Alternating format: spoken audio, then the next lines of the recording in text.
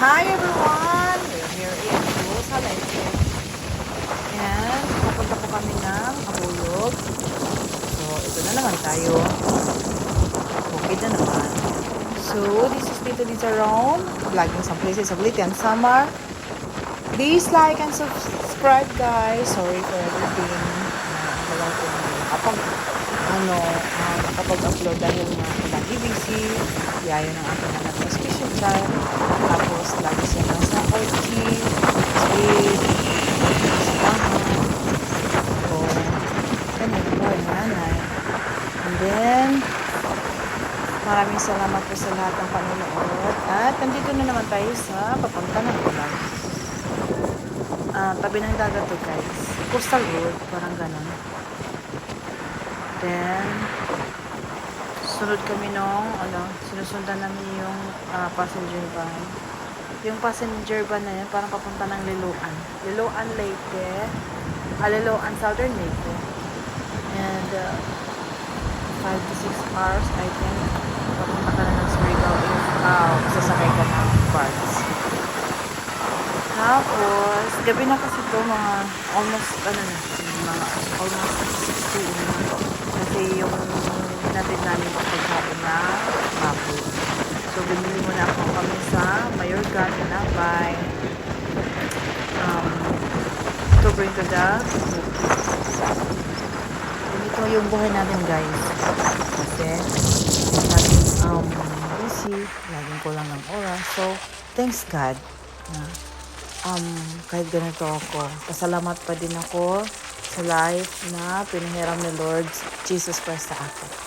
Thank you. Thank you po. And maraming salamat din sa inyo nanonood. Maraming salamat. I wanna shout out to Ma'am Christian Surly, the mentor, and Ma'am Ceci Persolda, YT, and Sisi Sumpay Buhay, Sisi Perky, and Sisi Colats. Admin Bornibol. Miguel of shout out kay Sisi Irene and kay Sisi Agnes Ordinario. Sa lahat pa dyan, Viva, kaibigan ng si Viva, at lahat kayo dyan, kung sino pa man dyan at nakikinig. Maraming salamat mo sa panonood. Then, marami na akong nakakalimutan na kaibigan kasi hindi na ako naka-upload ng video. Hindi na rin nakapag-engage. Wala. Hindi na kasi simula nag-aral na si Francis, so hindi na ako masyado video ng para YouTube. At ito yung lugar ng Dulag Leyte, yung may naka-araw po papuntang Hulita Leyte po yun. Hulita Leyte, malapit po sa La Paz, Burawin, gano'n na yun. Tapos papunta na po to ng Mayorga, itong lugar na to. So dito kami bumili ng kakailanganin papunta ng bukid. At saka yung mga vitamin, sabon, tissue, ganyan. Usually na ginagamit guys. Tapos galing kami dito. Sarado na. Pwede iba di day. Bumili pa ako ng oil sa grass cutter. Kasi mag-grass cutter din dito. Bumili din ako ng tinapa, sardinas. Ayan, bumili ako ng kain ng baboy. Tag 2,200 yung sako.